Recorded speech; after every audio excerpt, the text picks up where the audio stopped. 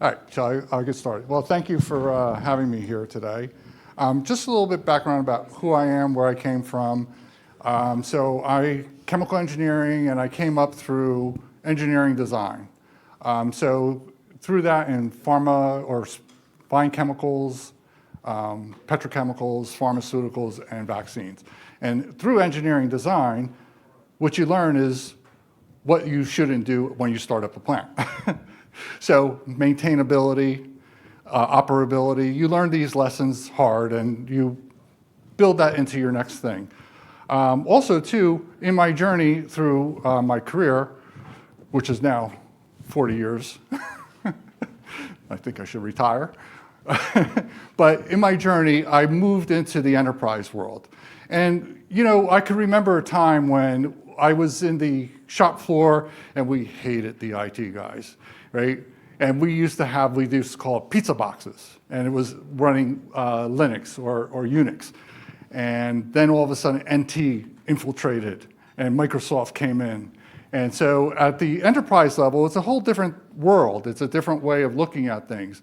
And there I learned about analytics, CRM, R&D analytics, and how do we identify customer churn? How do we use natural language processing to identify adverse events? So taking all these capabilities and technologies, we created this company called Linque. And in Linque, what we do is we're trying to bring together the top floor with the shop floor. We're trying to bring together our experience and expertise in this area. So we're kind of like a company within a company right now. Our parent company has an enormous amount of experience in the processing manufacturing area, in the valves, the Emerson, DCS, all that type of stuff. So what we're trying to do in Linque is bridge that gap to the enterprise level. And what we want to focus on in Linque is we want to break down barriers. So one of the other things we try to do is knowledge. Like there's expertise in the workforce is getting older, it's not being replaced as much. So how do we capture that knowledge? How do we have like the operator or the maintenance person who really understands a procedure or process or that piece of equipment? How do we capture that? How do we help augment them? How do we help them see or make better decisions using vision? And not only just vision, but we're also interested in, so we have VisionAI as our toolkit, we also have agentic AI, and we have operations AI. So I'm going to talk about vision first, then I'll talk a little bit about how we put in the operation AI with that, kind of like I would call it like almost like an MES for maintenance. And then also, what does agentic do?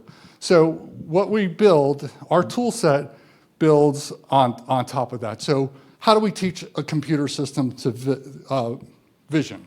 How do we make it decision? So everybody drives Teslas nowadays, or you have your car that keeps you in the lane. And so we try to apply these technologies into manufacturing space. So how do we do that? So we use deep learning models. We use, there's now this vision transformer models that we built into the process to be able to bring the behavior of a human and interpret what they're doing in frame to frame, and then make a prediction, like what are they gonna do next? And I'll show throughout here, you'll see examples of how we do that. And there's different use cases we've gone through for that. But you might wanna know, well, okay, so how do I do this? Like, what do? We bring in any camera, any system, it could be your iPhone, off-the-shelf camera, we bring it into our network. So there's the data pipeline, you bring in the frames, you may have to do things like sharpen the image, you may have to blend it with something else, you may have to understand we don't use convolutional neural networks because you don't have the semantic awareness of what's going on in that phrase or in that frame, from frame to frame, so we do other things. And then at the end, we provide an ability to make a decision or recommendations, like to the operator, to the maintenance folks on it. We could be a wearable, you could be a tablet, and we are edge. So we use GPUs on the edge, and we also can connect to your iPhone or whatever. So the whole intent is to empower the maintenance person or the operator to do more, right? And as I said earlier, the workforce is graying out, and I'm like ready to retire, move on, do something different. So how do we enable the younger folks coming up the chain? How do you give them the ability to make decisions? How do you give them the ability to have that experience that the senior person has? How do you help augment that? It's not to replace, it's to augment, it's to empower them. We want that maintenance or operator to feel as though they're the smartest operator in town, that they solved that problem. They anticipated that problem. And so that's what we're trying to do with our technologies. So when you work with us, so I talked about the 3 pillars: vision, operation, and agentic. So we try to blend all those together up this Lego block. So you want to just work with vision? We could do that. We can I'll show you the use cases that we have in the pharmaceutical space. You could use supplier vision technology. And we would have to obviously do some training on the model if it's not already trained. And the way we designed it is almost like Lego blocks. So once we learn a skill, we have that skill for something else. So it's now called mixture of experts.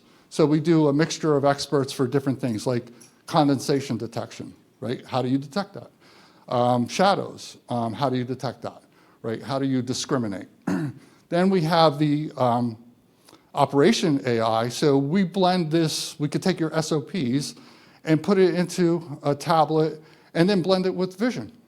So now you can also look through the vision and take a picture. Did I set this up correctly, right? Is this set up correctly? Is my maintenance cart ready to go into the sterile area? Like we also can watch how they gown, how you gown, did you gown? I remember when I was at US Merck, we would put in the bunny suit and then you have to put your foot up, put the boot on, go into the sterile side and pick the other one up and cross over. And so did they do it? Did they remember to do that? So things like that we can do. So the agentic stuff, the intent for the agentic is to layer on top of this. So there we're designing tools. And tools, so how do you prevent large language models that you see now from going astray?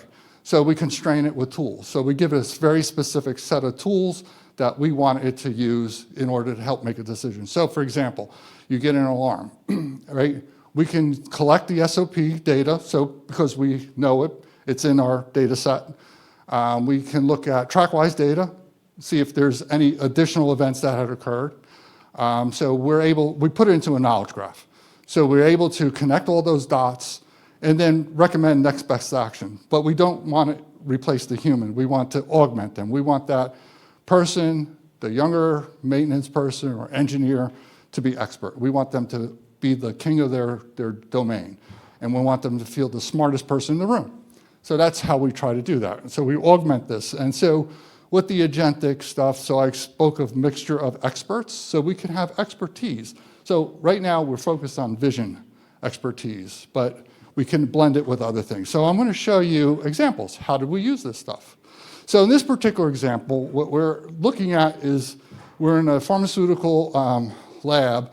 So you imagine they have 1 liter fermenters, 50 of them or so, and each fermentation can take upwards of 70 hours or whatever. So what they want to do is they have it running, and the scientists not always in the lab, so we can measure the foam level, and we also measure the liquid level. But what's really interesting is we can distinguish dry foam, we can tell if it's a shadow, we can tell condensation, and we can identify that pretty easily now. And that's one of our toolkits, right? So we can help them monitor and then add anti-foam when they need to, or automatically, right? So we monitor all that. That's one example. This is an example for in an area, you're working in a workspace and you need to clean it, right? We can monitor where they are. So because we're doing like a semantic analysis of video from frame to frame, we try to predict where that movement is going to happen. That arm, is it going to cross the sterile barrier? So the red one is like, that's dirty. The green, it's sterile. So if you cross over, that contaminate the batch. And in this particular example, this company makes personalized medicine for cancer treatment, and each batch is very expensive, and they do it in the hood. So here we try to help make sure they would hire a person to look at it and say, oh, he crossed over, it contaminated the batch, right? So now we can watch, we can be vigilant with our technology and help, right? So that's an example. You could also imagine if you want to set up your maintenance cart or your maintenance area, like what did it look like? We could take a picture of that. We can upload that. Not only just do segmentation identification, we can go beyond that. And that's the intent of this, to show that we can build logic into the picture. Another example. This is an interesting one. And so we spent time, they're single-use bags. And so in the single-use bag, a company would sell it to you, like ABEC or whomever, and they would put ports in. What was happening is when the bag went to the customer, it would fail. So we trained our tools to be able to identify inclusions, miswelds in the bag, and so for us, we were really excited. So we went through the model, we trained it, we showed them, and we had them say, okay, good weld, bad weld. So we built all that into it. At the end of the day, we thought, all right, they're going to buy it. Well, what we did was we gave them evidence to show their senior management that the equipment needed to be replaced. It was end of life. And they said, see you later. But I just learned from our vice president that they just called us up and say, hey, we want to now integrate what you did, your technology, into our suite. So what we were able to identify it took about a month or so to identify the problem areas, like what makes a good bag, and help them reduce their defect rate. So that's saving money. So you can imagine applying this to other areas as well. And what's really interesting about this technology, like I said earlier, we build building blocks. As we learn something, a new skill, we port that skill over. We can bring it to the next problem. So as our skill set increases, we're able to get to the solution more quickly. So this is an example of where contamination, so there's no video, where we're looking at contamination in a hood area. Or cleaning. This is another one that we do. Oh, it's not showing. All right. Oh, no, it's the next one. Okay, so I talked about sterile facilities. This was a very interesting application of what we're doing. So this is a polyurethane facility, and what they do is they take the polyurethane and pour it into a vat full of water to suspend it in water. And what happens is that's like I don't know if you're familiar with Myers mixers, that's high shear mixer underneath, and the intent of the mixer is to be just below the surface level of the liquid. And the reason for that is they want to make sure there imparts a shearing force that could regulate the size of the particles. So what they asked us to do, what they used to do is like they have a guy go up, look into it. Oh, I got to adjust the agitator because I just added more volume. So we go over to the panel, hit the button, move the agitator up, sometimes go too high, spin it around, lower it, whatever. So that was a challenge for them, and they wanted to automate that. So we used the Vision system, and here we're showing the impeller shaft and then the vortex. So we're measuring the actual vortex, the movement of that, and then we have the length of the shaft, so we have an idea of the depth, how much volume is left in that space, and combining. So I like to call this sensor fusion. So we can take the image, we can identify what's going on in that image.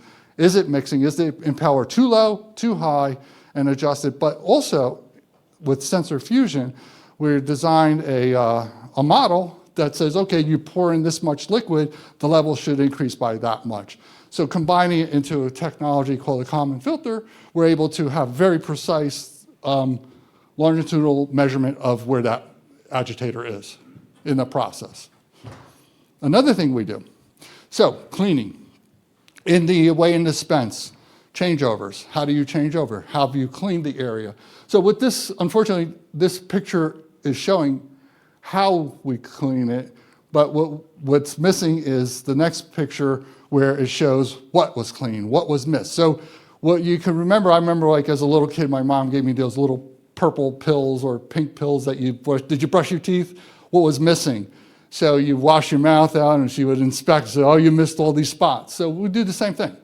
So we can look at it and say, oh, you missed all these spots. And that can become part of your record of, yes, it's been cleaned properly.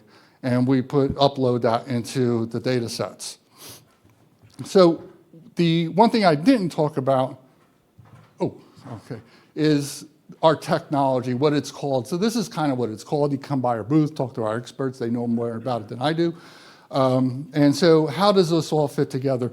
One of the things I said now, we talked about vision, but with our proof check technology or capabilities, we can marry the SOP procedure to the image, to a video, and we can do comparisons. We can compare what's happening across the video frames. We can look at the SOP, hey, it's supposed to look like this, set up like this. The image shows different. Another example is the transfer panel, where the transfer panel wasn't set up correctly, and so I better move faster. So this is an image of like the old way. So our goal is to integrate these data silos, and the agentic sits on top of that. And the agentic, an example that we're working on is you get an alarm. We have access to, I may have said it, access to SOPs. We can identify, oh, this temperature, whatever went off. The SOP says it should be this, so we could read that because natural language processing and all these great technologies that exist, and we could aggregate that, and then we could use the large language model with the tools to make next best recommendations, next best steps. So in short, this is kind of what we do. Some example use cases, and I've talked to some of them. And then finally, am I good? You're standing, so I was like, good. Okay, all right. So finally, agentic. So let me stop there, and hopefully it was exciting, energetic, and if you have questions, oh, I didn't talk to this side of the audience.